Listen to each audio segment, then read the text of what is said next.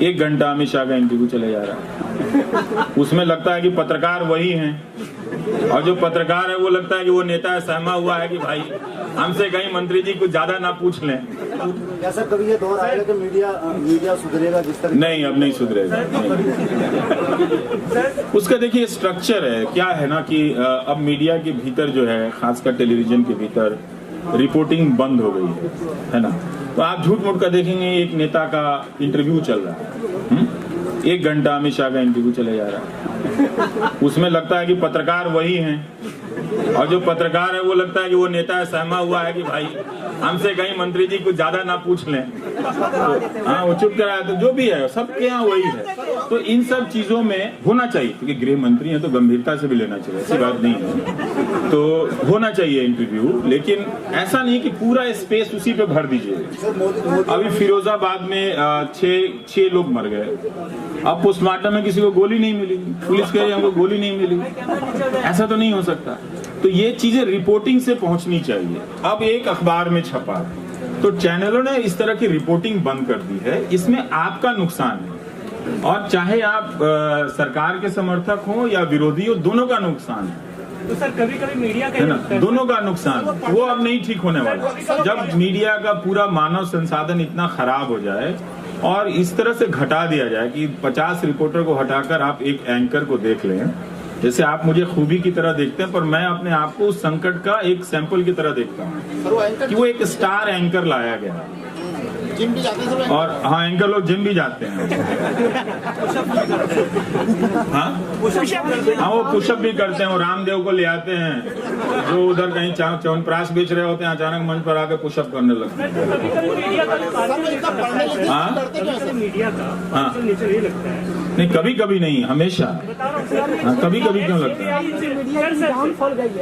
नहीं, पहले से ही मीडिया डाउनफॉल में थी। आप उसके पहले देखिए तो मीडिया क्या कर रहा था। टीवी चैनल वो खंडहर में इमारतों में जा रहा था, कह रहे थे यहाँ पे भूत हैं, रात में टॉर्च लेके भूत खोज रहा था, है ना। तो ये जब आए तो इन्होंने इतना किया कि उन्होंने कहा कि तुम वो खराब जो काम कर रहे थे वो बंद करके मेरा वाला खराब काम करो। तुम पहले भी तो मीडिया का काम कर नहीं रहे थे ना। तो ये है, उस प्रोसेस में खत्म किया है। सीजीआई केस पे मीडिया ने जब और एक सीजीआई ने अपने पोजीशन। कौन एक सीजीआई? मतलब हम कंप्यूटर नहीं है भाई, मतलब हम आदमी हैं। मतलब कौन एक सीजीआई?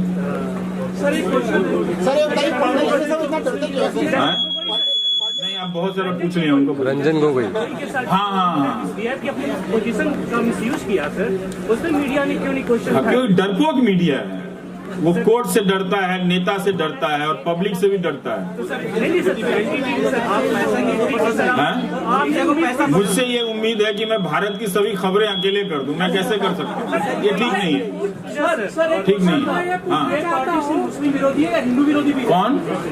हमारी पार्टी जो है, हाँ, हमारी कहना पड़ेगा मुस्लिम विरोधी है, हिंदू विरोधी भी है वर्तमान सरकार। देखिए, मैं एक बात कहता हूँ, है ना, और मेरी लड़ाई सांप्रदायिकता से, पार्टी से नहीं है। अगर लोकतंत्र में पार्टियां नहीं रहेंगी तो एक दूसरे संकट हो जाएगा, ठीक है। और मैं आपको एक हिसाब समझाता हूँ। एक पहलू खान को मारने 100 लड़के गए थे, एक सुबोध सिंह को मारने 100 लड़के गए थे, दोनों जगह 100 लड़के हिंदू लड़के थे।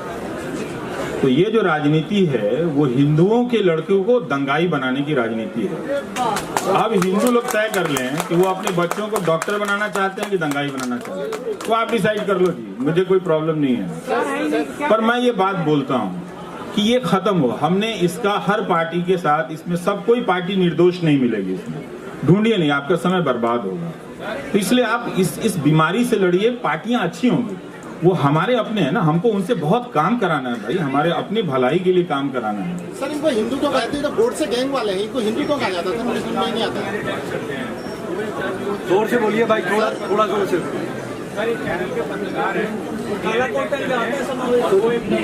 डिजाइनर पत्रकार वो अपने लिए करते हैं या बाकी मीडिया के लिए? उनको आपने कभी सड़क पर देखा है रिपोर्टिंग करते हुए? देखा है? नहीं देखा है ना। तो डिजाइनर कौन है आपको पता होगा। दौर से गुजर रहा है, आपको नहीं लगता कि आपको साहब को एक बार इंटरव्यू में बुलाना चाहिए? नहीं, मैंने कहा था पर वही नहीं आ रहे, तो मैं क्या करूं?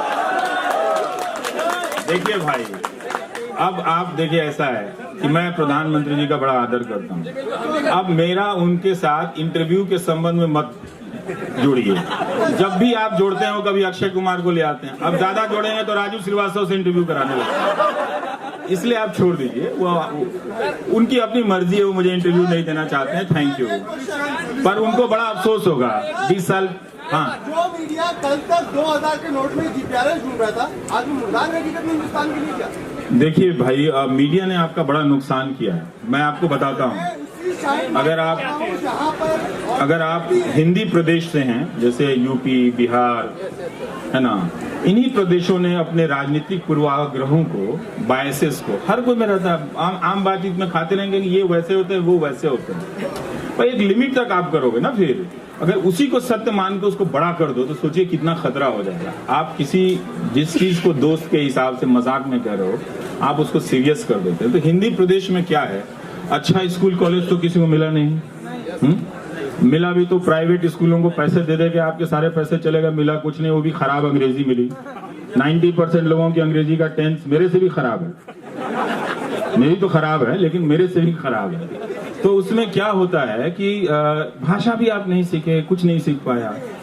तो हिंदी प्रदेश लोग हम पे निर्भर थे, मीडिया पे निर्भर थे कि ये लोग हमारा एक तरह से एजुकेशन कर रहे हैं, मतलब समस्याओं के अलावा भी, मतलब चीजें हो रही हैं तो उसको बारीकी से साहस के साथ लिखा जाए।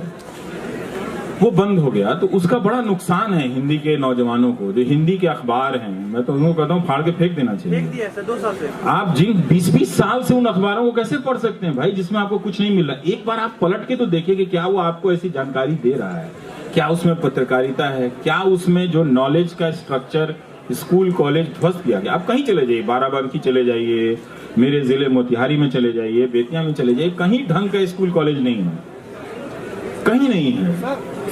तो उससे हम लोगों को बहुत नुकसान हुआ, लेकिन हमें क्षमता बहुत है अच्छा करने का।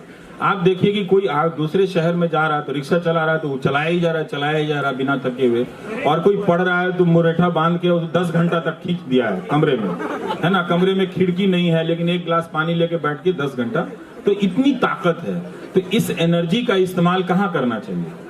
इस एनर्जी का इस्तेमाल आपको अच्छी किताबों तक ले जाने में और अच्छे एजुकेशनल इंस्टीट्यूशन तक ले जाने में करना चाहिए था, तो वो नहीं करेंगे। तो उनको पता है कि ये कमरे में बैठ के जो नौजवान है पढ़ तो रहा है 20 घंटा, एक दिन इसका दिमाग खराब होगा, पूछेगा कि अच्छा स्कूल कॉलेज होता तो हमको इतनी मेहनत नहीं करनी पड़ती। तो उसका ये नुकसान ही हो रहा है कि मीडिया को ध्वस्त कर दो और 24 घंटा हिंदू मुसलमान चलाओ। ऐसा क्या हो गया? जाके देख लीजिए किसी मुसलमानों के मोहल्ले में, चले जाइए, अगर आपको इतनी ही नाराजगी है उनसे तो पूछाइए जाके, भाई आप लोग ऐसे क्यों करते हैं?